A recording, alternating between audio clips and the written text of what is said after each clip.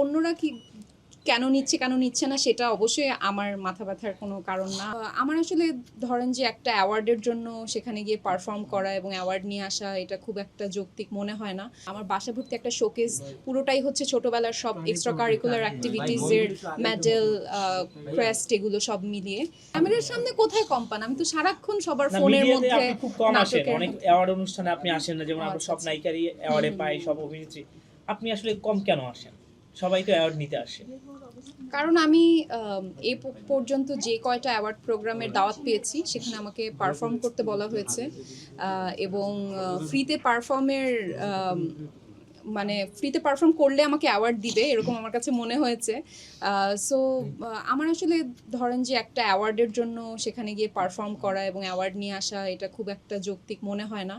আমার কাজের জন্য যদি কোনো অ্যাওয়ার্ড শো আমাকে নিজে থেকে অ্যাওয়ার্ড দেয় উইদাউট পারফরমেন্স, তাহলে হয়তো সামনে অ্যাওয়ার্ডই করব। আর একটাই হচ্ছে যে অ্যাওয়ার্ড পাওয়ার যে ইচ্ছা ওইটা ছোটবেলায় অনেকটা পূরণ হয়েছে, কারণ আমি অনেক ছোটবেলা থেকেই গান নাচ আবৃত্তি সব কিছু করি। আমি ন্যাশনালি অনেক অ্যাওয়ার্ড পেয়েছি। আমার বাসা ভর্তি একটা শোকেস পুরোটাই হচ্ছে ছোটবেলার সব এক্সট্রা কারিকুলার অ্যাক্টিভিটিসের মেডেল, ক্রেস্ট এগুলো সব মিলিয়ে। সো এখন আর ওই রকম ইচ্ছা করে না ফ্রিতে গিয়ে। ওরা কি কেন নিচ্ছে না সেটা অবশ্যই আমার মাথা ব্যথার কোনো কারণ না। আমি ওটা নিয়ে ভাবি না। আমি যেটা আমার পার্সোনালি আমি ফেস করেছি সেটাই বললাম।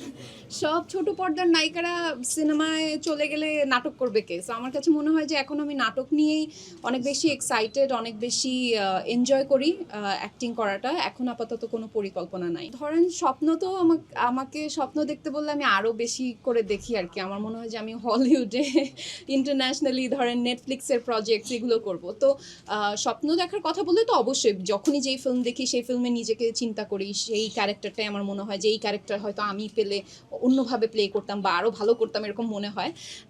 বাট আসলে ওই রকম কোনো স্ট্রং ইচ্ছা এখন আপাতত নাই ফিল্ম নিয়ে।